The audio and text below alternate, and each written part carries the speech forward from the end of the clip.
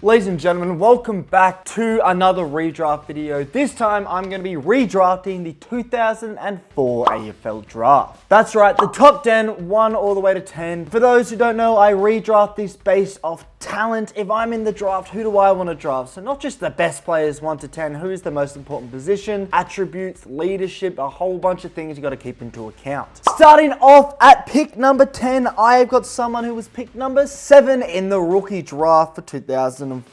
I have Josh Gibson, who was originally drafted to the North Melbourne Football Club. If he was redrafted at pick number 10, he would have gone to the Collingwood Football Club, and he would have suited them perfectly. I mean, Gibson was most commonly known for his time at Hawthorn, the spoil king, the fist that guy had on him. Could have made a bloody good boxer, but my word, he was a bloody good defender as well, and that's why I have him at 10th place. Obviously won the flags with Hawthorn, extraordinarily influential for them too. He has to be in my top 10. In 9th place, I've got a streets won't forget player. I have Daniel Pearce, who was originally drafted to the Port Adelaide Football Club as a rookie draft, pick number 16. If he would have gone at pick number 9 in this redraft, he would have gone to the Carlton Football Club. Now, Pearce played nearly 300 games for both the Port Adelaide Football Club and the Fremantle Football Club. A silky left footer, a brilliant footballer as well, very underrated, was versatile as well, but most common for, like I said, that brilliant left boot of his. But unfortunately, he doesn't make it any higher. Now, this draft is absolutely stacked. We have a lot of honorable mentions, which I'll get to in a little while. At pick number 8, I have Travis Cloke. Obviously, originally father-son, went to Collingwood. A lot of talk about he could have gone to Richmond. Obviously, his dad played for them, but he went to Collingwood at pick number 39. So all 3 picks so far have been really low down in the draft. If he would have gone to pick number 8 in the redraft, he would have gone to the Adelaide Football Club. Now, people often think about Travis Cloke and,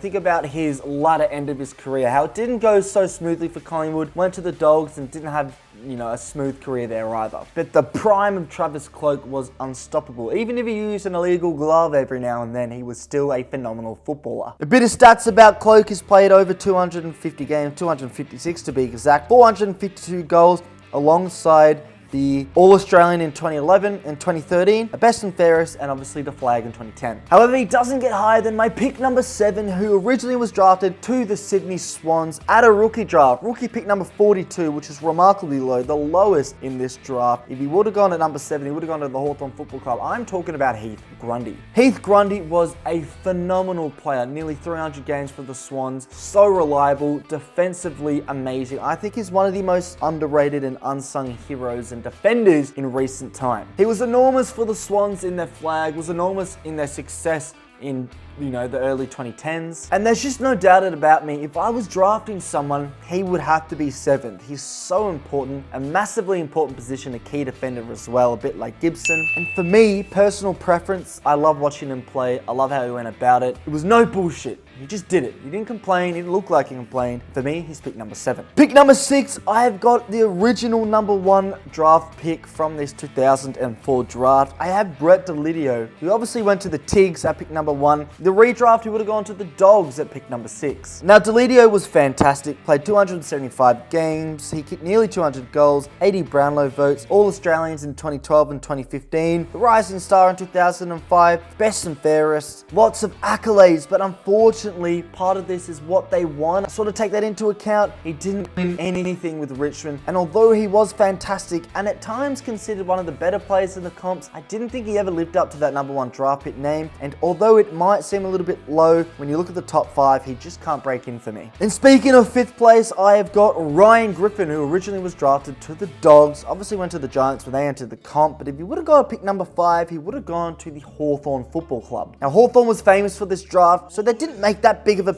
issue or that bad of a mistake by picking someone else at pick number 5, who we'll talk about in a little bit. But Griffin, we can't deny his brilliance, a fantastic midfielder, very, very underrated, accumulated a lot of touches, but also a lot of influence. Originally picked number 3 in the draft, played 257 games. You could have Griffin over Delidio. In fact, coming to think of it now, I probably would have put Delidio ahead of him, but I just haven't. Maybe that's personal preference. All-Australian in 2013, a couple best and fairest as well. Look, Delidio was probably better, but I've just gone with Griffin here, and I'm just going to stay with that. Before we get into my top 4, which is fucking stacked. Holy shit, it's stacked as shit. We're going to talk about some honorable mentions. First First of all, Dale Morris as an honourable mention. I think it was the preseason or the rookie draft, but not the original main draft. Over 200 games for the Dogs, a reliable player, loads of injuries, but he was playing nearly by the age of 40. Harry Lumumba, or formerly known as O'Brien, he was another honourable mention. Unfortunately, just doesn't make this list. Angus Monfries and Van Bello were very important to their teams, but they don't quite squeeze in here. The player that I probably could have had over Daniel Pearce or Gibson was Mark LaCroix. The only reason I don't have Mark LaCroix in this list, albeit he was a phenomenal player for the West Coast Eagles, 219 games, 441 goals, All-Australian in 2010, Premiership in 2018. The reason I didn't have him is probably the position is not as important. And personal preference, I loved watching Gibson. Now moving on to my top 4, and like I said, this is stacked as shit, it's crazy. In 4th place, I've got Jordan Lewis. He was originally drafted to the Hawthorn Football Club. Pick number 4 in the redraft, or the original draft, would have gone to the Tigers. Imagine Jordan Lewis at my club. Now, who did we pick at pick number 4? The famous draft pick, Richard Tamblyn, who had quite the interesting career, did not eventuate to anything, but if we had picked Lewis at number 4, that would have been absolutely phenomenal. What an outstanding player. I think importantly, a lot of these Hawthorn players, including Jordan Lewis, he is a leader upon anything else, and that leadership trait is extraordinarily important. Even when he went to Melbourne for those 2, 3, 4 years, or however long he was there, he was so influential. He really guided them towards that success, which eventually came in 2021. Look, I am a massive fan of Jordan Lewis. I'm a massive fan of his competitiveness. He had that sharp edge. Yes, he went over the line a couple too many times, but in his position as that sort of midfielder, backline player, none better. He won the best and fairest in a premiership year. I think 2014 was phenomenal that season. Let's talk about some of Jordan Lewis's accolades whilst we're here.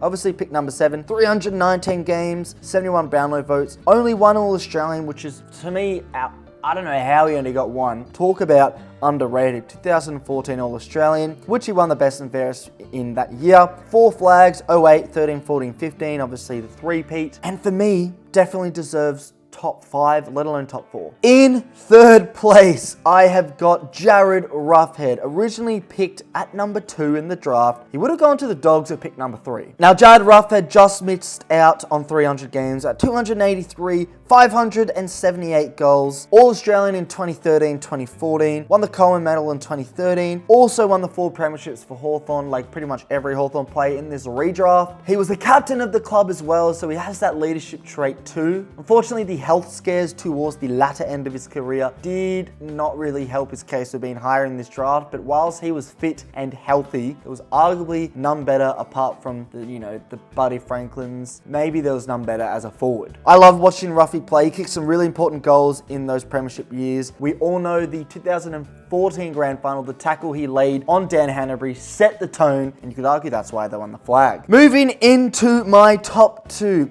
At season pick number 3, I've gone with Eddie Betts, who was originally drafted to the Carlton Football Club. We all know how impressive he was there alongside Adelaide, but if he would have gone to pick number 2 in this redraft, he would have gone to the Hawthorn Football Club. Now, Hawthorn won't be too sad about choosing Rufford to pick number 2, but would they have rather Betts? I don't know, that's personal preference. I mean, Eddie Betts, 300 gamer, multiple All-Australians, let's look at the accolades. He played 350 games to be exact, 640 goals, 3-time All-Australian in 2015, 16 and 17, 4-time Adelaide leading goal kicker as a small forward, alongside 2 times Carlton leading goal kicker as a small forward, 4 times goal of the year, best and fairest in 2005, He was just an absolute phenomenal player. He did have some off-field incidents early on, but he fixed that up. And unfortunately, he didn't quite win the flag for the Adelaide or the Carlton Football Club. Got to the grand final with Adelaide, but unfortunately didn't win it. I mean, what a career. What a career from Eddie Betts. Would have gone at 1 in any other draft, but unfortunately,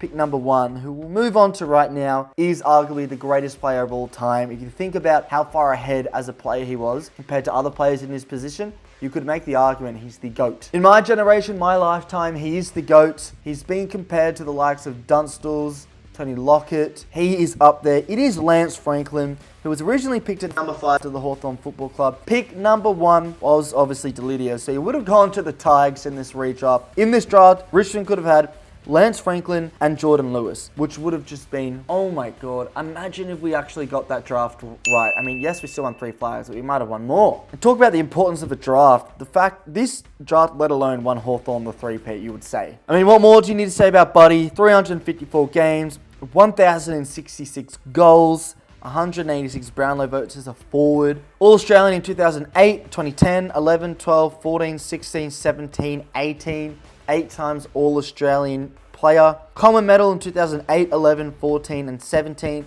4-time Coleman medalist. Funnily enough, only won the one best and fairest in 2008, a premiership year, which is also impressive. The only thing with Buddy is he only won the 2 flags, 08 and 13. He obviously went to the Swans and lost that grand final in 2014. Look, that's one of those moves that you sort of look back on your career. If he had stayed at Hawthorn, there's every chance they win those 2 flags and more. But Hawthorn rightfully just could not afford to keep him. He was an absolute gun. Talk about someone who doesn't fit their body type. He's tall, but he was so athletic. He almost moved as if he was a small forward. Easily the best in this draft. And for me, and you will argue that there will never be a forward as good as him in the future. I mean, there probably was in the past, Lockett, like I said, but in terms of forwards that are playing now at the very least, nobody comes close to Lance Franklin. Kerno doesn't come close. I mean, who else is a really good forward? Hawkins doesn't come close. Franklin is head and shoulders above. And that concludes the 2004 AFL Redraft. I'll say it all over again. At pick number 1, I went with Buddy. Number 2, Eddie Betts. Rufford at 3, Lewis at 4, Griffin at 5, Deledio at 6, who probably should have gone over Griffin. 7 was Heath Grundy, 8 Travis Cloke, 9 Daniel Pearce, and rounding up the top 10 is Gibson. And those honourable mentions, Morris, Lumumba, Monfries, Van Berlo, Lacroix, unfortunately don't make it, but let me know in the comments below what your top 10 of the 2004 AFL Redraft would be, and I'll be reading those. Thank you very much for watching. Follow the TikTok FTFooty as well. Make sure you like, subscribe, all that good stuff, and I'll be seeing you in another video.